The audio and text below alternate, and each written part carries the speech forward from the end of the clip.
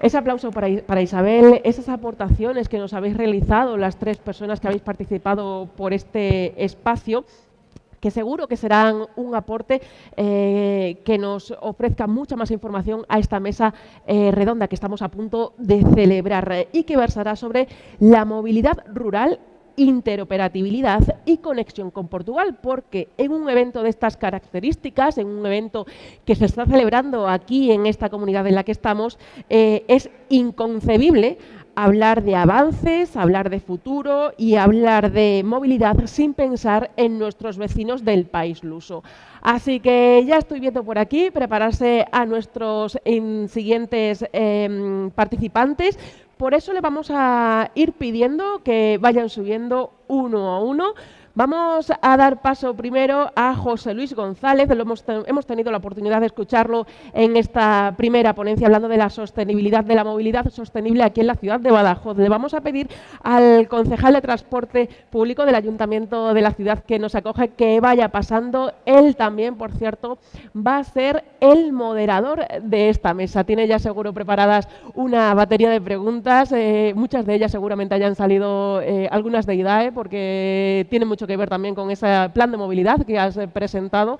Vamos a tener también a otros actores interesados y relevantes en esta transición que vamos a celebrar.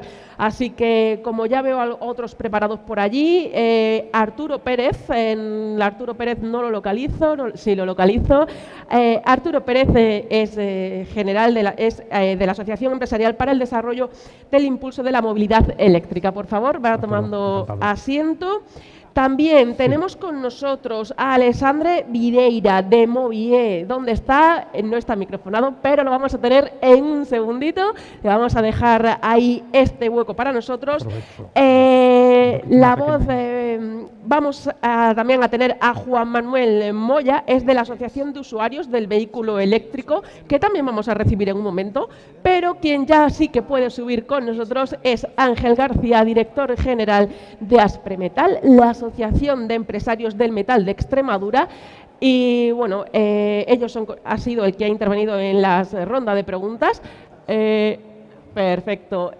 Seguro que él puede aportarnos mucha visión sobre cómo afecta el plan de movilidad.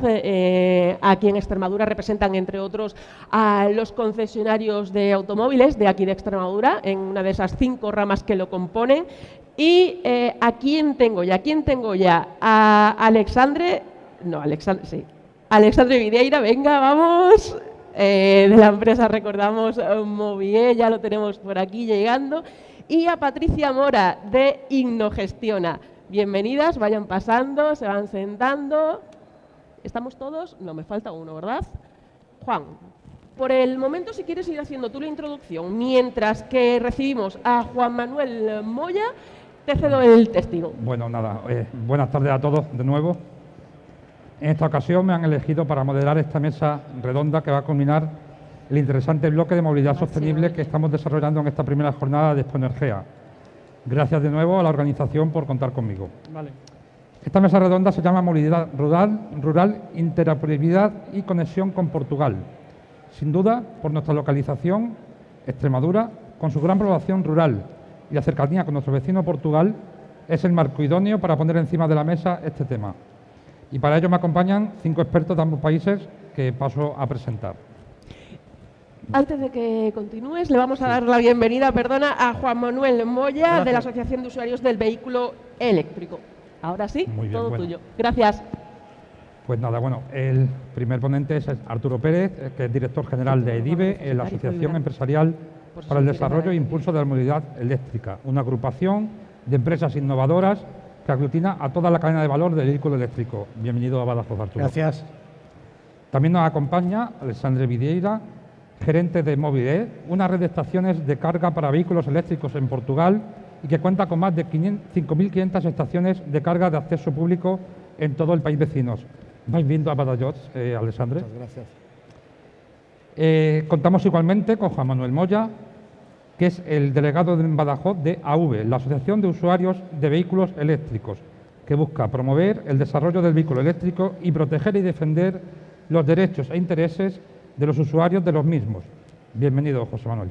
Gracias. La siguiente participante es Patricia Mora, CEO de Innogestiona, una entidad con sede en Badajoz, dedicada a la ingeniería medioambiental, especializada en la implantación sostenible de proyectos e iniciativas de distintos sectores, como la movilidad eléctrica.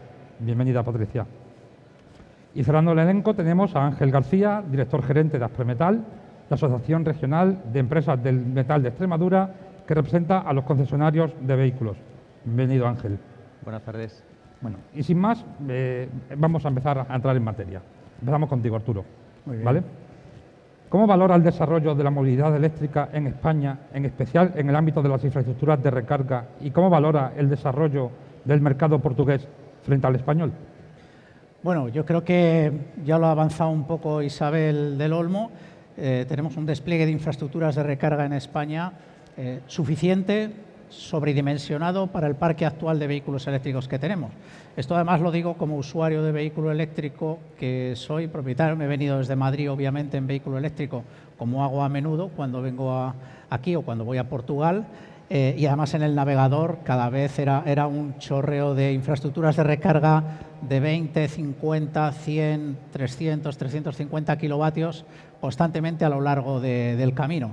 Con lo cual podías parar en donde te pareciera oportuno. Yo suelo parar siempre en Almaraz porque he parado a desayunar, es un capricho que tenemos los usuarios de vehículo eléctrico, y además estaban desarrollando ahí más infraestructura de recarga. Yo creo que lo que hay que hacer es informar adecuadamente, y hay una infraestructura de recarga en una media de uso del 3 al 5% de media de uso de estas infraestructuras de recarga pública, más que de sobra para el parque actual que tenemos. El reto que tenemos es, en el previsible crecimiento que tenemos de 5,5 millones de vehículos eléctricos en 2030, es acomodar esa infraestructura al crecimiento del parque, pero que sin duda lo irán haciendo. La media de instalación de infraestructuras de recarga en el último estudio que hemos hecho era de 1.000 puntos de recarga operativos al mes. Y evidentemente tenemos barreras que superar en la concesión de licencias y permisos, en la relación con las distribuidoras, pero estamos avanzando.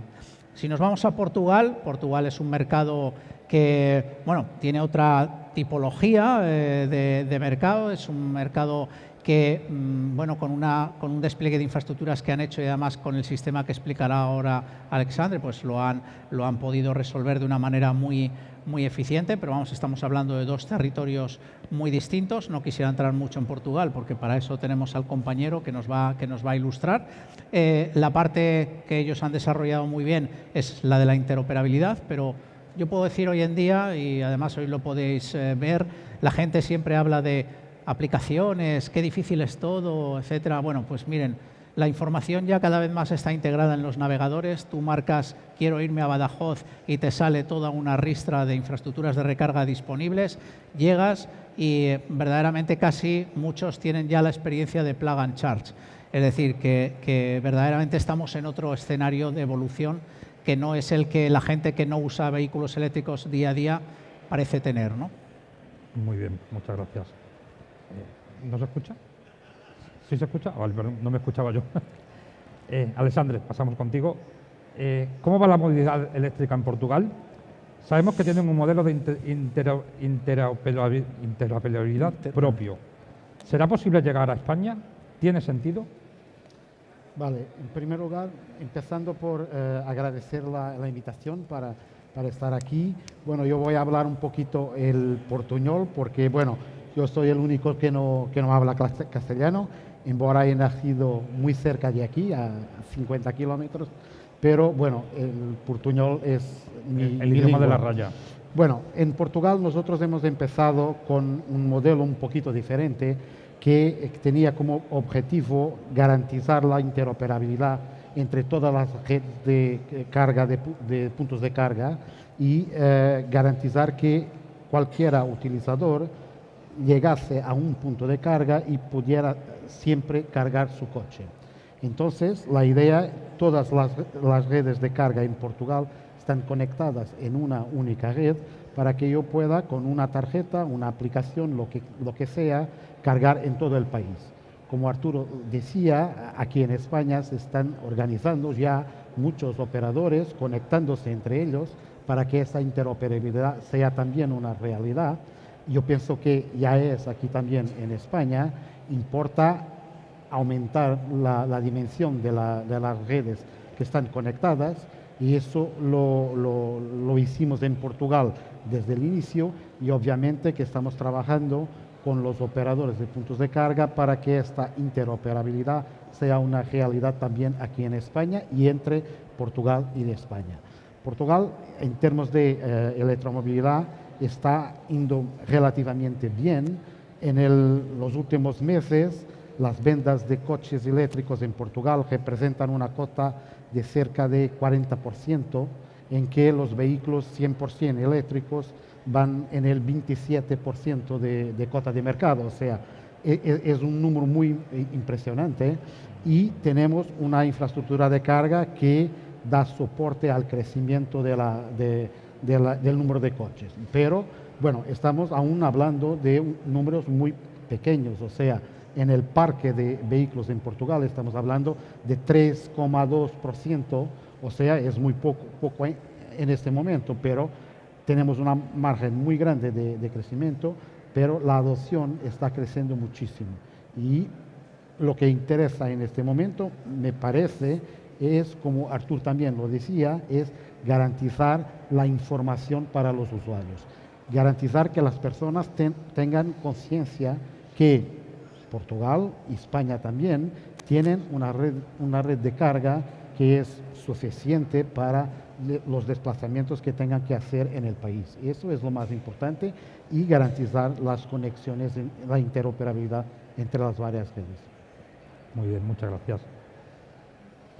Juan Manuel, pasamos contigo.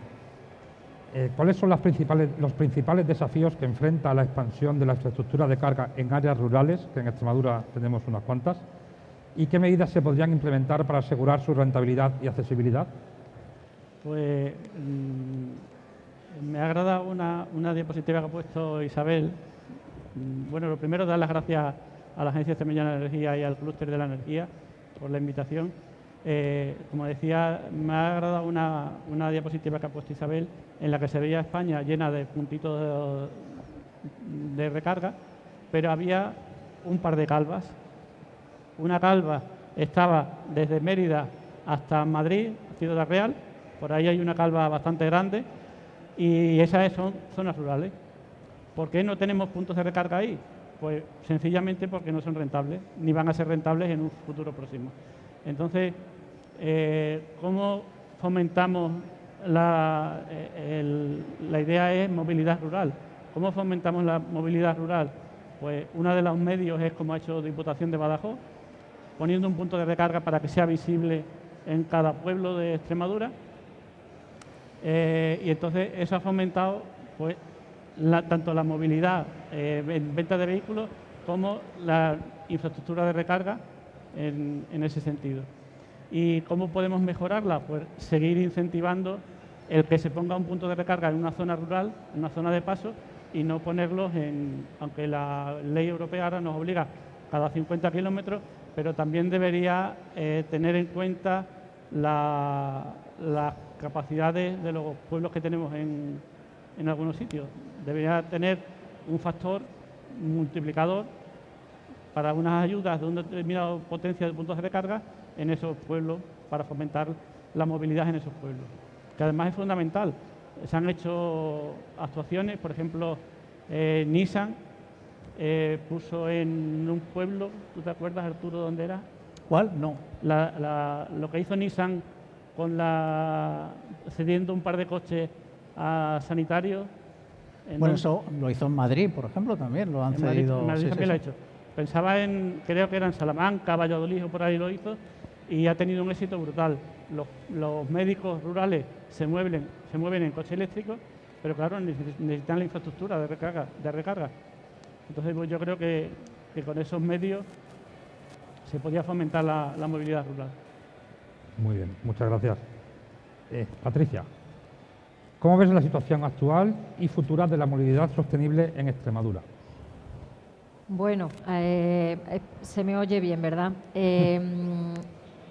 Bueno, lo primero quería dar las gracias también por estar aquí y por haber aprendido tanto ya lo que estoy escuchando y también por las intervenciones anteriores que han sido muy interesantes. La de hidrógeno me ha parecido súper interesante, saber cómo está el estado de la cuestión en el MOVEX también. Y bueno, Extremadura, como ya habéis dicho, es una zona eminentemente rural.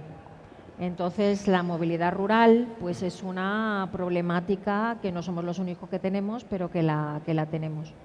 Estáis hablando mucho de coche eléctrico, yo creo que sí, que es una línea de trabajo en la que hay que seguir y que hay que trabajar, pero la movilidad rural tiene mucho componente de car sharing, de otras soluciones digitales que son muy importantes también, que tienen que ir a la par con la implantación de coche eléctrico desde mi punto de vista.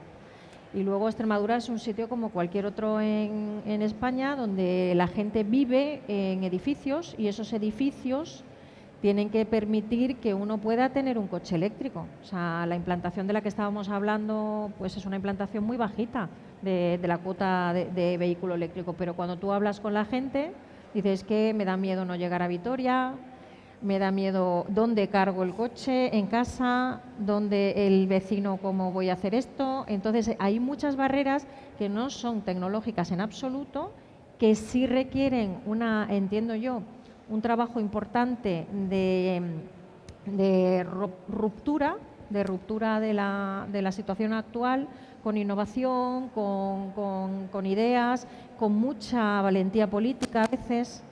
Y bueno, y en ese sentido yo creo que hay que seguir trabajando. Y a mí parece que en Extremadura estamos trabajando, aunque el tema movilidad siempre se mueve en los mismos términos de no tenemos tren, es verdad, es cierto, tenemos unos problemas graves de movilidad. Pero también estamos haciendo un esfuerzo muy grande y tenemos uno de los ratios más interesantes de implantación de las electrolineras, del hidrógeno y de muchas otras cosas que también hay que saberlo. Y yo creo que la información, lo que habéis comentado, creo que casi todos, es fundamental, que la información fluya correctamente al ciudadano, que lo que funciona se sepa, que los costes reales y lo que realmente se ahorra uno también se sepa. Y es casi tan importante el que ese conocimiento esté como el que la tecnología esté disponible. Entonces, para mí ahora mismo las barreras son más de conocimiento y de aplicación a la realidad de cómo vivimos, ¿no? Muy bien, muchas gracias. Ángel, ¿cuál es el punto de vista de Aspremetal, como asociación que aglutina a los concesionarios de Extremadura, del desarrollo actual de la movilidad sostenible? Bueno, antes de nada también agradecer a Expoenergía la invitación y dar la enhorabuena a los anteriores ponentes que han participado en esta mesa. Desde el punto de vista empresarial, Aspremetal ahora mismo aglutina, creo que es el 100% de los concesionarios de Extremadura. Como empresa, nosotros estamos aquí para vender y vender lo que haga falta vender. Si hay que vender coche eléctrico, vendemos coche eléctrico. Pero es verdad, y Patricia creo que ha apuntado algunos puntos de vista que hacen muy diferencial nuestra comunidad de otros sitios. Desde luego, las circunstancias de una ciudad como Madrid, con 3.600.000 habitantes, solo el núcleo urbano de Madrid, no tienen nada que ver con los de una comunidad muy extensa en superficie que tiene 1.050.000 habitantes. Las distancias que hay entre poblaciones y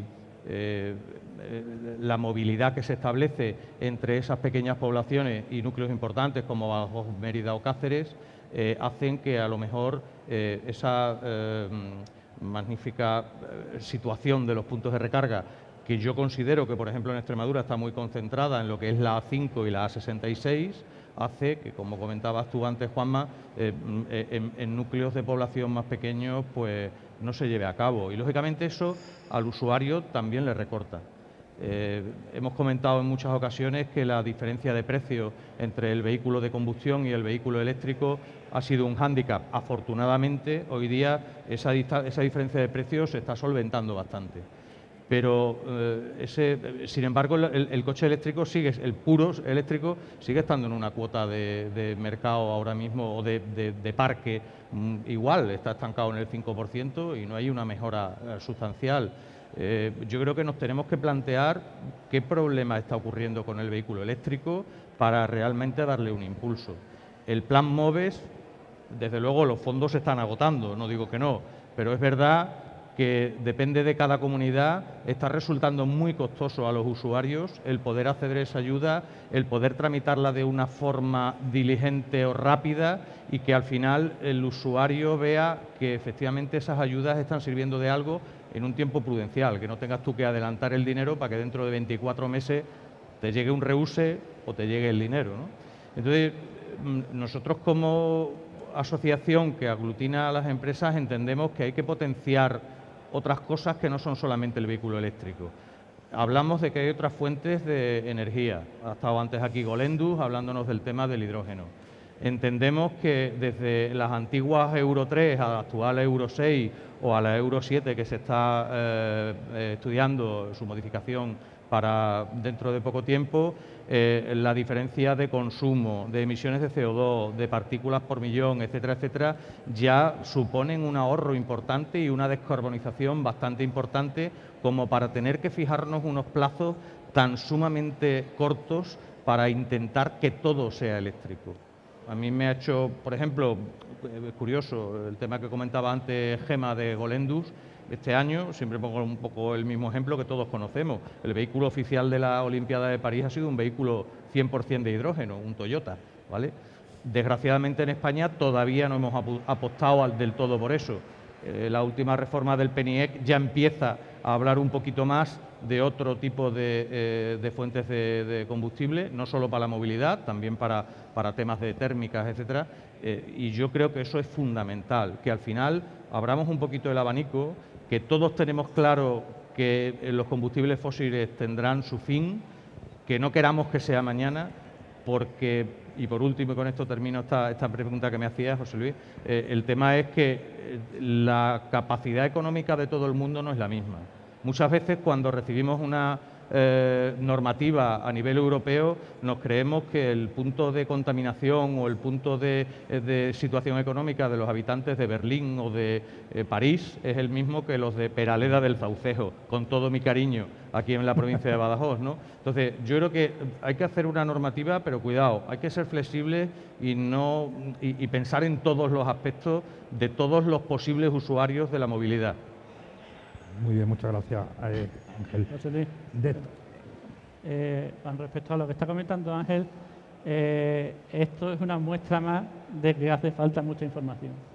En nuestra asociación, que tiene más de 8.000 usuarios en toda España y que hemos recorrido varios millones de kilómetros de vehículos eléctricos, estamos dispuestos y nos brindamos a IDAE a dar toda la información necesaria que hemos acumulado durante todos estos millones de kilómetros. Hoy en día prácticamente es imposible que alguna persona no sea usuario de vehículo eléctrico. Prácticamente imposible. Habrá un 8, un 9% de personas a las que no se les adecuado el vehículo eléctrico, pero al resto, al 92, al 90%, pillándome los dedos, seguro que les es útil un vehículo eléctrico. Y no se trata de quitar 20 y tantos millones de vehículos en España y convertir 20 y tantos millones de vehículos eléctricos. Tenemos que eliminar vehículos de la calle, porque las ciudades las estamos construyendo para los coches, no para las personas. Esa es la primera mentalidad que tenemos que tener. Se está empezando a hacer con las zonas de bajas emisiones. Las zonas de bajas emisiones, en principio, son un rechazo, pero al poco tiempo la gente se da cuenta que son efectivas, que son buenas para los ciudadanos, que son buenas para las tiendas que están por allí, etcétera. Entonces, el vehículo eléctrico no va a descarbonizar España, pero sí va a ayudar a la descarbonización. Pero, entre otras cosas, tiene una posibilidad que no tiene ningún otro vehículo, y es la posibilidad de que cuanto más mejore la eficiencia energética de nuestro sistema eléctrico, mejorará la eficiencia de nuestros vehículos eléctricos. Muy bien.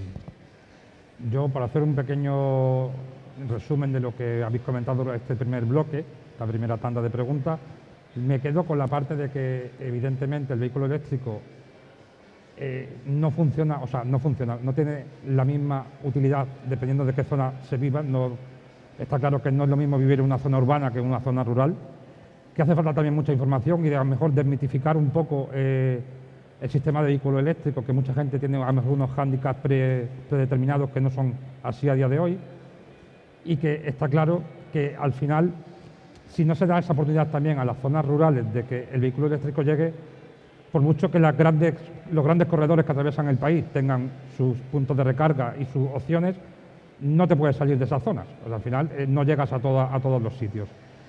Seguimos con una segunda tanda de preguntas. Empiezo de nuevo contigo, Arturo. ¿Cómo valora desde AEDIBE, con una visión de todo el ecosistema industrial, tecnológico y de servicios de la movilidad eléctrica, el futuro inmediato en el mercado en 2025 y hasta 2030? ¿Se cumplirán los objetivos? Bueno, para empezar, yo quería plantear, en principio, desde la perspectiva industrial, pero quiero entrar antes a valorar el valor que tiene el vehículo eléctrico, porque se habla mucho de descarbonización. Entiendo, y hay que ponerse en la piel también de los concesionarios que tienen el papel de trasladar la información. También debo decir que hace falta mucha información en los concesionarios. Yo me he comprado 4 coches eléctricos sabiendo de lo que hablo, voy a ellos y la verdad es que salgo de ahí con el pan a un precio impresionante, porque sube el pan cuando te tratan de no vender un vehículo eléctrico. Ese también es un problema que hay que solucionar, ¿no? El de la información, pero también el de incentivar al vendedor a que venda vehículos eléctricos, que es más complejo que vender vehículos de combustión.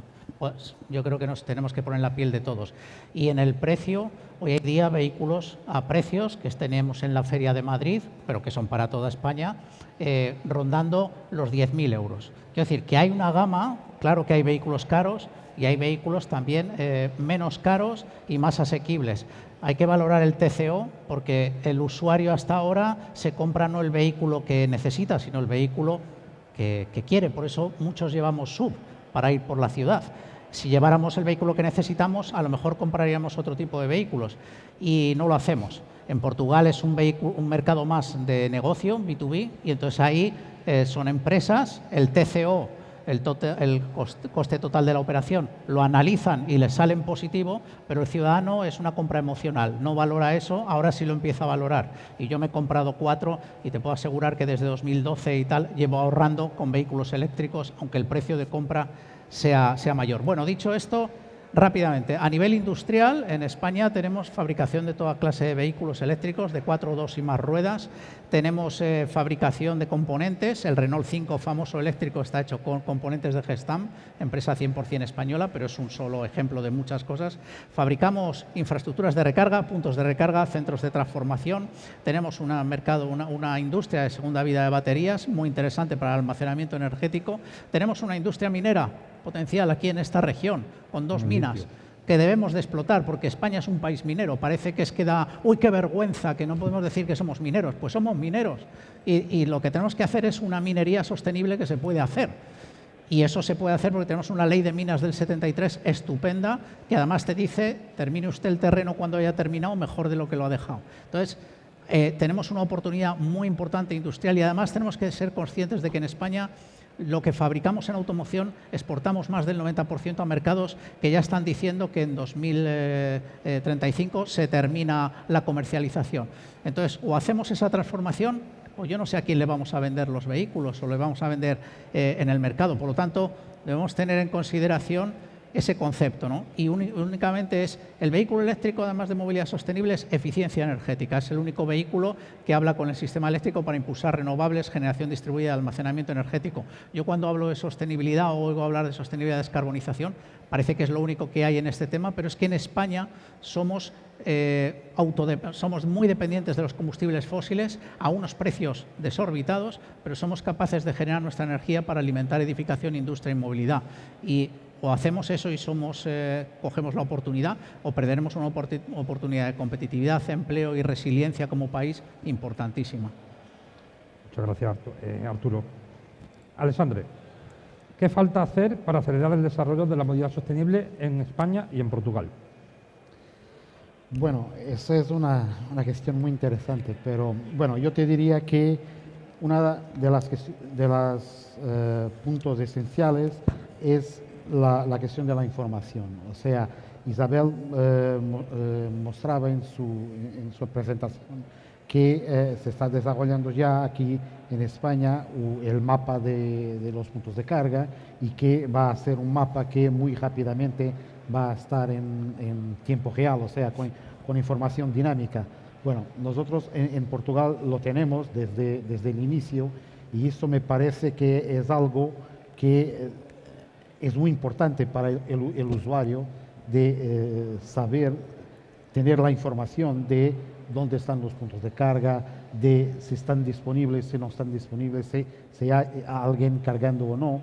Y eso, si la persona ve toda la información en el mismo sitio, tiene la sensación que de facto la infraestructura existe.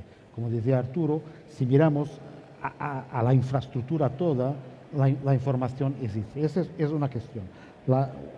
Otra tema muy importante es el coche eléctrico es muy diferente del coche de combustión. O sea, yo si tengo un coche de combustión, yo tengo que ir a una gasolinera para poner gasolina. Si tengo un coche eléctrico, bueno, a lo mejor la idea es yo me voy a cargar el coche en mi casa, en mi hogar. Eso es lo más sencillo, es lo más barato y es, bueno, lo que las personas deben hacer. Y eso es muy importante, por ejemplo, para las zonas rurales, donde las personas tienen muchas veces hogares donde pueden cargar sus aparcamientos. Y después, obviamente, complementar esos puntos de carga con la red pública que se desarrolla, por ejemplo, en las ubicaciones donde tenemos los coches parados. O sea, cuando vamos al supermercado, cuando vamos a un centro comercial, cuando vamos al cine, cuando vamos a comer. Y ahí, si hay puntos de carga, me voy aprovechando. O sea, toda la vida la hago de una forma muy diferente de la que hacía con la vida de la gasolina y del gasóleo. Y eso es muy importante, crear las condiciones para que las personas puedan cargar en casa y puedan cargar de forma más barata. Y después, al final, la cuestión de garantizar la mejor experiencia para el utilizador. O sea, garantizar que el utilizador tiene siempre una buena experiencia siempre que va a cargar su coche en un punto de carga. Sencillo, con información total, rápido y que pueda seguir su vida. Y me parece que eso es lo más importante cuando hablamos de coches ligeros para las personas. Si hablamos, por ejemplo, de coches pesados, de mercaderías, bueno, ahí es muy diferente. Estamos todos en Europa en el inicio, tenemos que desarrollar lo más rápido posible una infraestructura, pero bueno, eso es un trabajo ainda mucho en el inicio. Muchas gracias, Alexandre. Juan Manuel, te hago la siguiente pregunta. ¿Qué pasos se están tomando o se deberían tomar para garantizar la interoperabilidad en los puntos de carga entre España y Portugal? ¿Y cómo se pueden mejorar los acuerdos transfronterizos para beneficiar a los usuarios? Pues eso casi que lo tiene que contestar, pues lo ha contestado Isabel. Hay una normativa europea que ya nos obliga a que cada 50 kilómetros haya un punto de recarga de más de 50 kilovatios en las vías principales.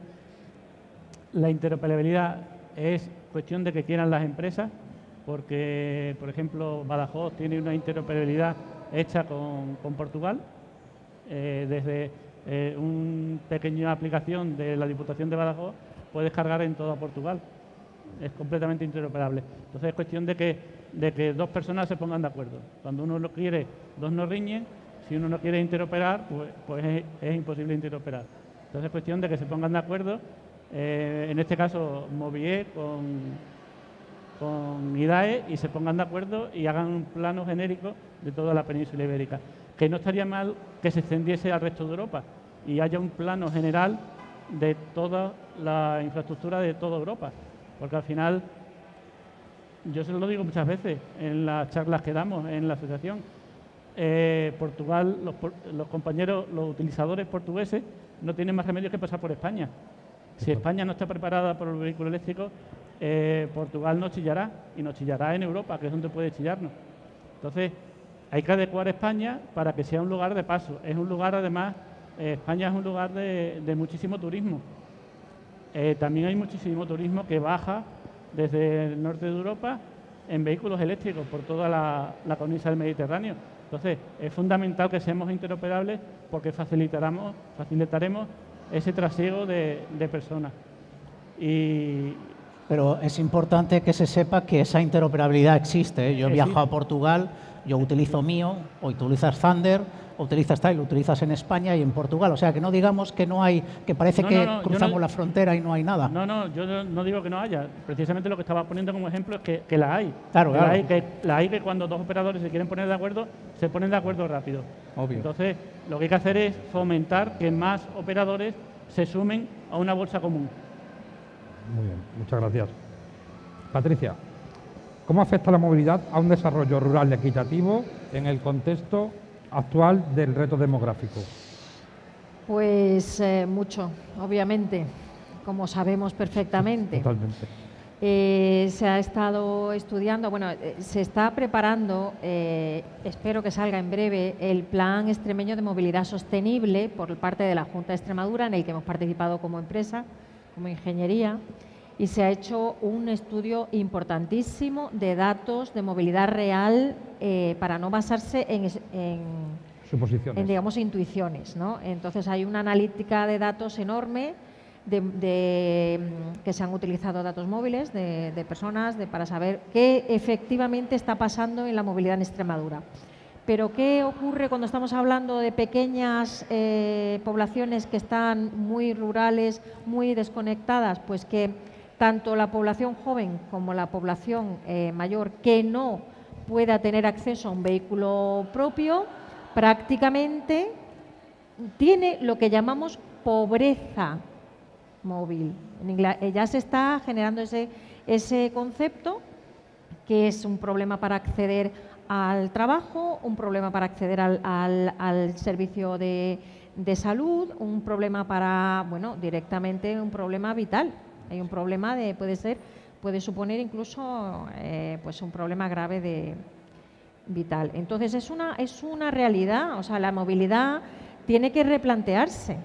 Tenemos que replanteárnosla, no podemos plantear que todo el mundo tenga que depender de tener un vehículo, sea o no eléctrico. Tenemos que replantearnos también los servicios. Los servicios, no podemos plantear que los servicios van a estar en cada población, porque es imposible, no tendríamos capacidad para invertir de esa manera. Entonces hay que replantear todo para entender cómo los servicios pueden llegar y cómo podemos hacer que la gente pueda llegar a esos servicios desde el punto de vista, desde cualquier punto de la población. La movilidad a demanda, que ya se ha comentado, tú la has comentado hoy y que sé que funciona en Badajoz muy bien porque vivo en la de Silla y vivo del Buscamé, o sea que yo estoy encantada con la movilidad a demanda. Se va a plantear en el PEMS, en el nuevo plan, va a haber un esfuerzo enorme de implantación de la movilidad a demanda, la movilidad pública, pero también estamos hablando de unir esfuerzos en el sentido de que cualquier flota existente pueda estar intercomunicada para que tanto los servicios públicos de salud como la asistencia o asistenciales puedan estar disponibles, públicas y privadas. Rompamos barreras, rompamos problemas de mapas concesionales, porque todos esos recursos están ahí y es necesario que se pongan a disposición de la movilidad rural. Entonces, la movilidad rural es una problemática enorme y creo que solamente es ahora cuando se está empezando realmente a estudiar y a trabajar con la suficiente seriedad. Es que, queda mucho por hacer, pero comentabas de esa problemática, movilidad rural, si le achaca también la brecha digital que también supone en el mundo rural un hándicap, al final está, digamos, aislando a la gente, a la población del mundo rural en este sentido. Muchas gracias, Patricia. Ángel, te hago la siguiente pregunta. ¿Qué problemas entiende el sector que está suponiendo un freno al avance de la movilidad sostenible? Bueno, un poco lo comentábamos antes, el tema del precio, es cierto, y lo apuntabas tú antes y ya lo había dicho yo previamente, que los precios entre un vehículo de combustión y un vehículo eléctrico se están acercando bastante, en lo que es una gama media, ¿vale? Efectivamente hay vehículos de 10.000 euros, hay un Twizy de Renault o hay un AMI, pero esos vehículos para los que no pueden permitirse el tener dos vehículos, a lo mejor están muy bien para hacer una movilidad interna para ir al trabajo, cuando trabajas en casa y tal. Solamente te hablaba de Renault, te hablaba de DS con vehículos en ese ámbito de 200 y pico kilómetros de autonomía, que no son ni el Twizy, ni el AMI, bueno, ni microvehículos. No sé si, pero a lo mejor no llega al nivel del concepto de vehículo familiar al que está acostumbrado todo el mundo. Yo te pongo un ejemplo. Quizás en Madrid el aeropuerto de Barajas a lo mejor haga 2.000 operaciones diarias. Aquí tenemos un aeropuerto que hace 6 operaciones en los días de diario. Entonces, al final, y me viene muy bien lo que acaba de apuntar Patricia, que me parece un apunte interesante, el tema de la movilidad como acompañamiento a la movilidad familiar o personal es un tema fundamental. Al final necesitas, para poder tomar la decisión de poder comprar un vehículo eléctrico, de hidrógeno, de GNC, de lo que sea, me da igual, de no combustibles fósiles, necesitas tener un acompañamiento para otro tipo de movilidad. Yo he estado presente en cuando hicisteis la presentación, que está en fase efectivamente de ultimar el Plan Extremeño de Movilidad Sostenible. Me parece una idea estupenda. Es verdad que es muy complicado el engranar todos los tipos de transporte público, cuando precisamente además no todos dependen de la Junta. Estamos hablando de aeropuerto que no maneja la Junta ni los horarios de los vuelos, ni la cantidad de vuelos que pudiera haber, o el tema del tren, que también es un tema completamente ajeno, ¿no? Entonces, es muy difícil poder compaginar el que yo desde Badajoz me pueda desplazar en movilidad en transporte público a la hora a la que necesito para mi reunión y que haya uno de vuelta, porque al final no puedes tener 25 trenes diarios de aquí a Mérida, porque a lo mejor todavía no hay usuarios. Ese día, lógicamente, cuando solo sea una movilidad interna para venir a trabajar a tu puesto de trabajo, pues podría plantearse mucha gente. Pero vuelvo a repetir que hay un tema fundamental, el tema de los puntos de recarga, y yo os pongo mi ejemplo. Nosotros en la asociación también trabajamos y una de nuestras ramas son los instaladores eléctricos.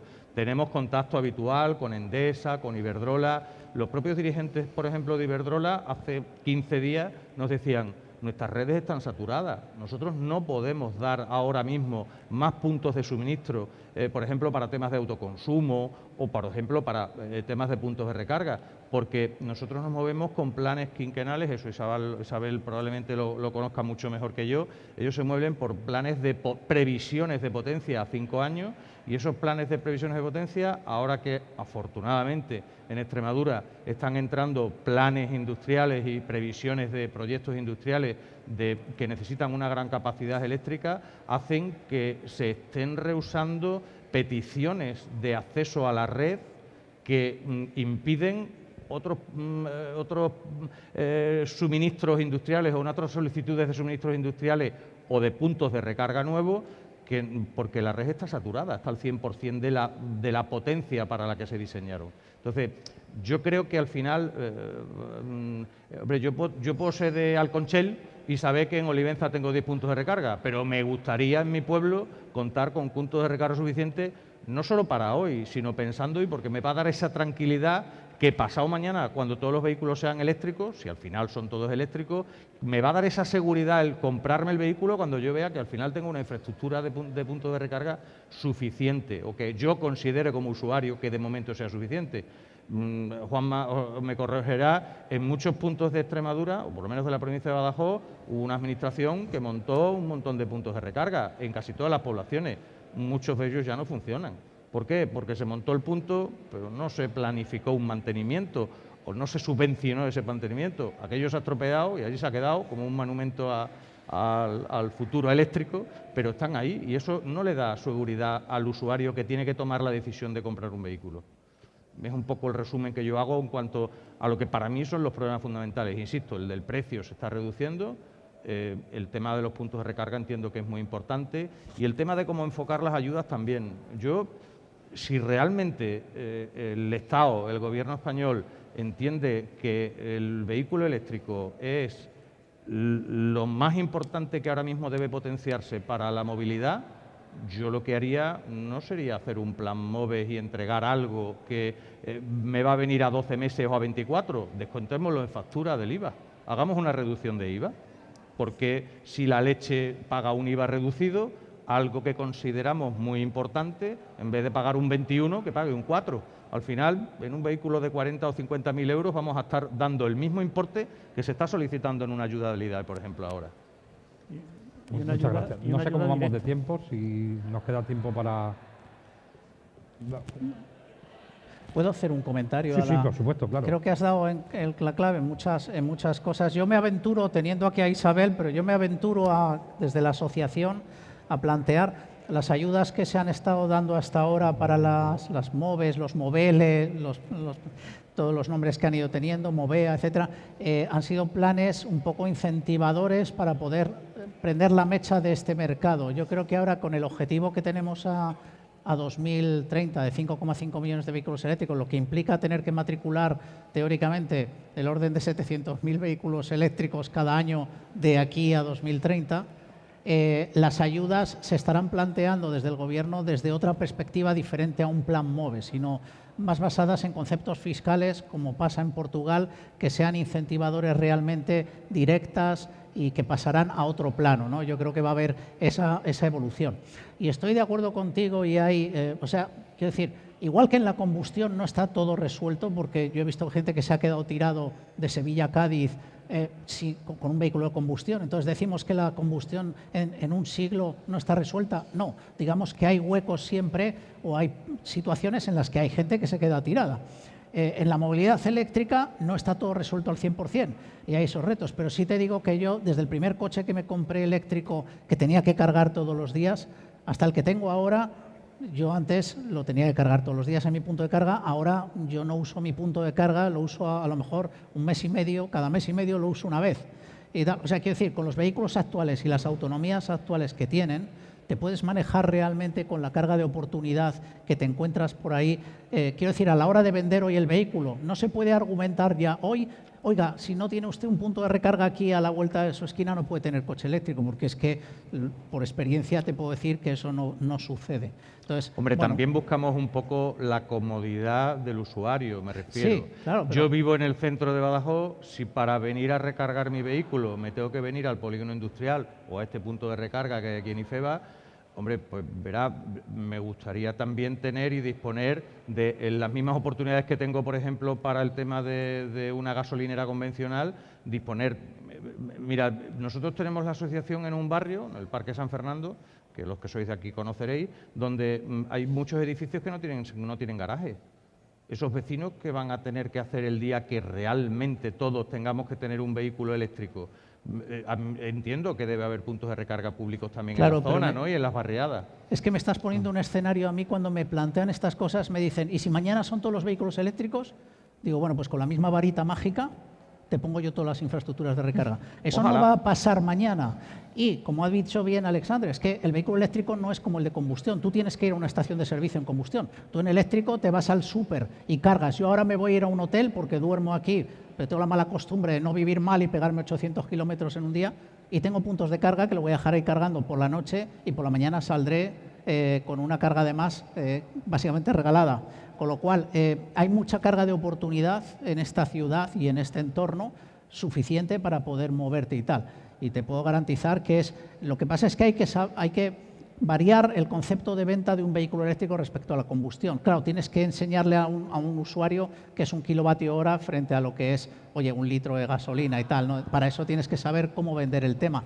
Y sé que tenéis un reto importante, pero... Me consta que los concesionarios de Extremadura son todos unos grandes profesionales y saben el tema. Eso estoy porque convencido. Probablemente, previamente, estarán formados por las empresas que representan, lógicamente. Eso estoy convencido, ¿eh? No te digo que no, pero que quiero decir que hay que saber venderlo y cuesta más.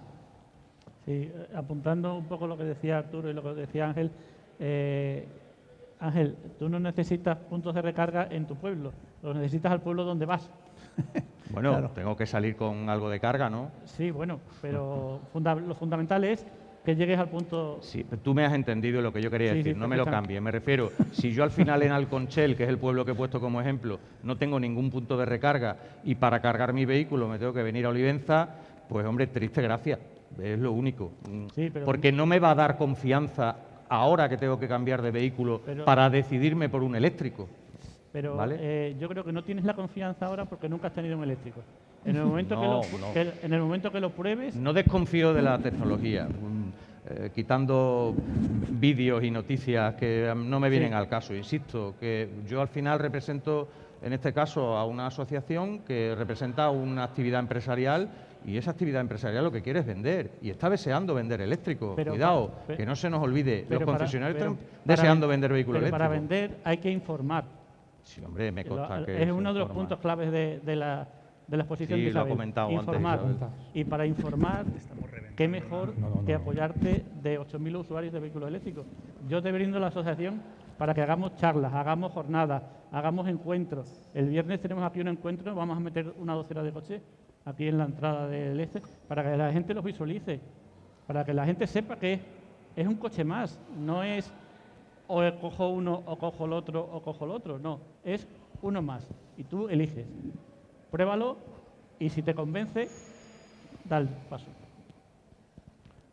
Bueno, muy interesante. Me comentan que hay gente que quiere participar, hacer una serie de preguntas. Entonces, si os parece, damos paso al público, por favor.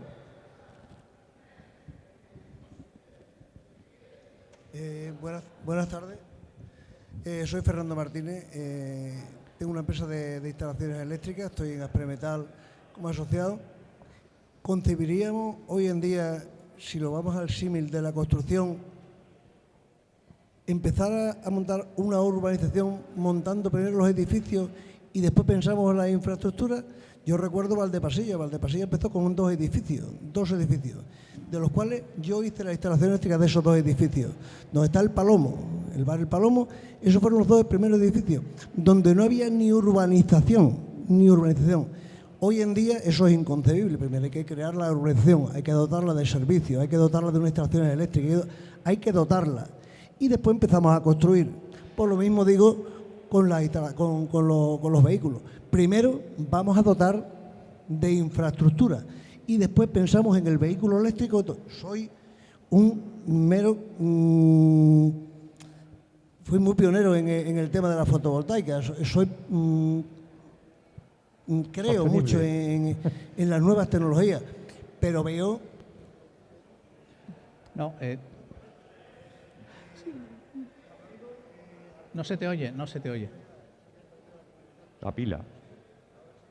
No. Las cosas de la electricidad, Fernando. De todas maneras, mientras tanto, te respondo si quieres. Sí, es que no te llego a... Ahora estaba funcionando. Perdón, Arturo, siguiendo con tu alocución, yo veo... Perdóname, que no te oigo, ¿eh? Pégate un poquito más. Está con el dedillo. ¿De qué no va? Ahora sí. Ahora. Entiendo primero dónde nos situamos y dónde...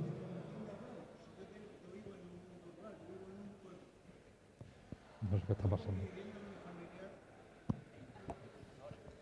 Yo con mi vivienda unifamiliar de planta baja en un pueblo que lo veo privilegiado con respecto a una ciudad en el coche eléctrico. ¿Por qué? Porque yo tengo mi propia autonomía, como el que vive en Las Vaguadas o vive en un punto determinado. Ese es privilegiado. Lo que no veo es, como dice Ángel, en la barriada San Fernando o en la barriada de La Paz, de Badajoz, o en 200.000 barriadas que podría mencionar de una ciudad o de otra, donde el 80 o el 90% vive en vertical y sin plaza de garaje, que tiramos una largadera desde la vitrocerámica abajo. ¿Cómo se concibe eso? Eso es inviable. Primero, igual que al símil de la construcción que he puesto, primero vamos a crear las infraestructuras y después empezamos a vender el artículo. Primero vamos a dotar, cuando un constructor llega a un terreno, a un solar, primero la distribuidora le pide crear la infraestructura, igual que el ayuntamiento le pide crear las calles. Se crea la infraestructura y una vez creada la infraestructura empezamos a vender. Aquí, perdón un momentito, y ya termino. En Badajoz, igual que en 200.000 puntos de Extremadura, seguimos teniendo cosas obsoletas con respecto a otros puntos de España, y lo digo con conocimiento de causa. Seguimos teniendo la potencia de 230 voltios en trifásico en un 30% de Badajoz. En un 30% de Badajoz. O sea, no tenemos trifásico a 400, seguimos teniendo trifásico. El centro de Badajoz, igual que el centro de Mérida, igual que el centro de las grandes ciudades, no hemos cambiado todavía. Y lo digo porque el reglamento electrotécnico de baja tensión, que entró en vigor en el 2002, al día de hoy, que el nuevo reglamento va a empezar en el 2025, seguimos con una carencia. Entonces, mientras que no solventemos los problemas que tenemos, no podemos seguir avanzando. Te entiendo, pero te lo voy a plantear para que lo entendamos claramente. Es decir, te lo pongo en positivo. Todo el mundo habla del 70% de la gente que no tiene parking. Hablemos del 30% que sí. Ese 30% con respecto al parque son 9 millones. Y el objetivo 2030 del PENIEC son 5,5 millones de vehículos eléctricos. No digo que estemos resolviendo ya hoy la solución del 100% de la ciudadanía. Estoy diciendo que hoy hay muchísimo ciudadano que puede acceder al vehículo eléctrico. Evidentemente, mañana no tendríamos ni siquiera stock de vehículos para poder satisfacer a los 45 millones de ciudadanos que puede haber en España, ¿no? O 46, ya no sé ni por dónde vamos. Eso para empezar. En segundo, la parte importante es que te quería comentar un tema que se me ha ido al hilo. Pero, bueno, sí, te lo he dicho, lo del tema de lo del 30% que sí se puede electrificar. Yo creo que tenemos que centrarnos en ver qué podemos ir solucionando. Y luego me hablas lo del tema del pueblo, del tema del vertical. Insisto una vez más, los movimientos, las capacidades que tienen los vehículos eléctricos hoy en día te permiten unas distancias que no son las que teníamos hace años, ¿no? Entonces, evidentemente hay mucha parte de la población, y lo que nosotros decimos es, vaya trabajándose, se van a hacer inversiones en redes, se van a hacer soluciones que ya se están implementando con almacenamiento energético. No podemos solucionarlo todo hoy, pero es que claro, es que si tú me dices, no, pero solucionémoslo hoy, ¿lo tenemos solucionado hoy todo al 100%? Nada se soluciona al 100%. Nada se soluciona al 100%. Eso es pero, así. por ejemplo, el comentario que has comentado de que tú ahora, igual que puedo yo, vas a un hotel y haces el punto de recarga, vas al punto de recarga, suponte que esto sería un pelín más de la cuenta y llegas media hora tarde. No, pero es una cosa importante que... Perdóname, que es que me has preguntado una cosa que se lo contesté también a Pere Navarro, al director general de la DGT, cuando me dijo, primero la infraestructura, cuando hicimos la bici, ¿vale? Pues vamos a poner tu salario, no sé dónde lo sacas. Yo a Pere le dije, tu salario público lo vamos a poner en manos de un operador de recarga que tiene que desplegar un equipo de electrónica de potencia sofisticada, mantenimiento 24/7, atención telefónica 24 horas, término de potencia, para que le venga a cargar uno o ninguno al día durante los próximos 5 años, y luego cuando ya haya un mercado, ese equipo hay que remozarlo y actualizarlo de nuevo. Y tu dinero, tu salario, va a la cuenta de explotación de esa empresa. Y entonces me dijo Pere, pues no lo había visto de esa manera. Digo, claro, es que cuando viene del erario público el salario, es muy fácil sobre un PDF decir, oye, primero la infraestructura. La infraestructura está sobredimensionada para el parque que tenemos y seguirá aumentando. Ya te he dicho que hay una media de 1000 puntos de carga. Hoy en día está sobredimensionada. Hoy en día, sí. Sí. Hoy en día. De Badajoz hasta Madrid, hace 12 años, cuando empezó Arturo, yo no sé si llegaría a Badajoz. Yo me fui a Lisboa y tardé 8 horas en llegar. Con el coche de hace 12 años. Con el coche de hoy podría ir, volver y volver a ir. Con la misma autonomía. Y yo he venido antes que Isabel. Entonces, hoy en día las tecnologías, si es que nada, me ha dado tiempo a tomarme un café. Lo que pasa, Fernando, que está todo muy concentrado en las dos autovías. ¿Vale? Te sales de ahí, antes comentabas tú. Vete dirección Ciudad Real. Yo vivo en un pueblo de 2.400 habitantes donde posiblemente haya 700, 800 vehículos, y al día de hoy ni los regalados, porque allí no llegó. No tenemos ni un solo punto de recarga, ni un solo punto de recarga. Sí, que no está ¿Le permite al compañero para hacer una pregunta? Muchas gracias. Buenas tardes. Soy Lucas Cerezo, soy ingeniero de la Diputación de Cáceres, del área de Medio Ambiente. Solamente quería aportar un dato con respecto a la provincia de Cáceres, ya que está hablando de movilidad en entornos rurales. Actualmente en la Diputación de Cáceres tenemos 51 puntos de recarga públicos funcionando, de un total de 65 que esperamos tener antes de fin de año, y de esos 65, 31 de 50 kilovatios. El resto de 22, de 2 por 22. En municipios que rondan muchos de ellos los 1000 habitantes. Simplemente para ponerlo encima de la mesa, ahora que se está hablando que no tenemos puntos, que, bueno, simplemente poner encima de la mesa ese dato que está ahora mismo en funcionamiento. Gracias por compartirlo. ¿Usted también quería hacer una pregunta? Buenas tardes. Mira, soy Alfonso Aparicio. Soy CEO de Renting Hex. Somos un broker de renting de vehículos. Al hilo de lo que se comentaba antes, de un poco el tema de lo que, bueno, se puede vender una cosa, se puede vender otra. Yo vendo todas las marcas, todos los modelos, y todavía en este país seguimos pidiendo un coche diésel cuando el señor hace 10.000 kilómetros al año.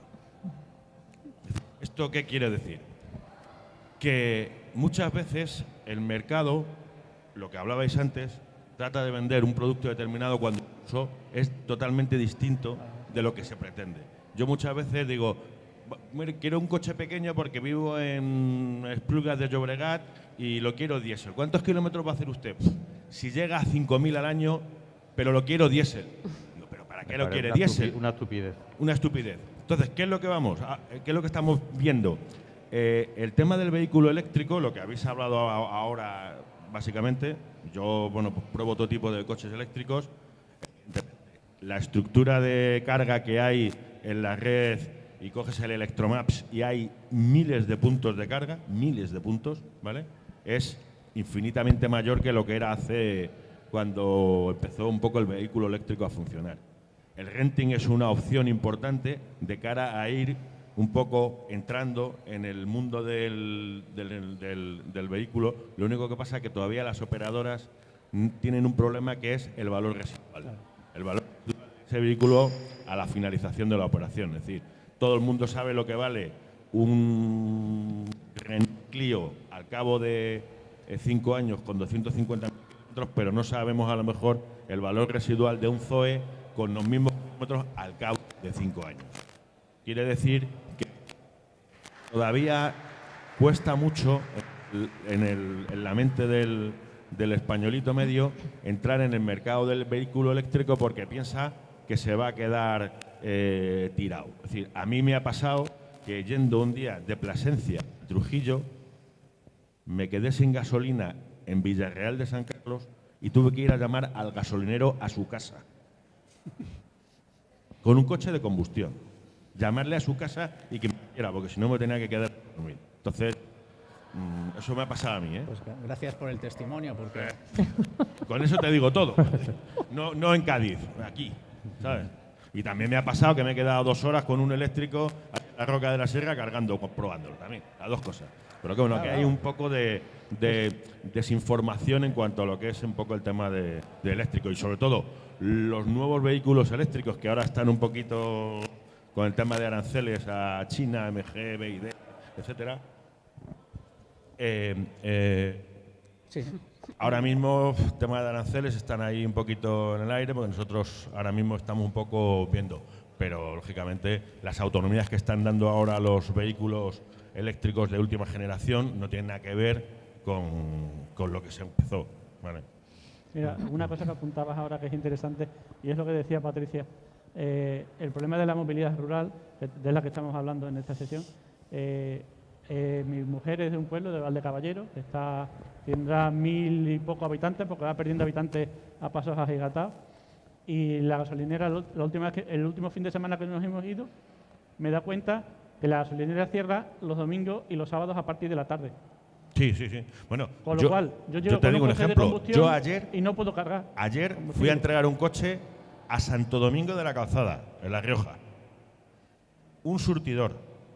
No tenía para hacerle un lavado de preentrega al señor y lo tuve que llegar medio guarreado al coche porque no se podía. Es decir, Y yo vivo en Mérida y todas las gasolineras del centro de Mérida a las 10 de la noche cierran, a excepción de Carija, que está en la A5. Lo demás, cerrado. Entonces, si yo tengo un cargador en mi casa, le meto por la noche, por la mañana me voy, y luego, evidentemente, hay gente. Yo estoy convencido que si preguntamos a muchas personas que tienen un segundo coche en la familia, No seguramente, no, te doy un dato, las luces no las ponen nunca. Las luces no las ponen nunca porque ese coche no se usa de noche. Sí, se usa. Lo ponen 2 veces al año cuando pasa el ITV. ¿Me entiendes?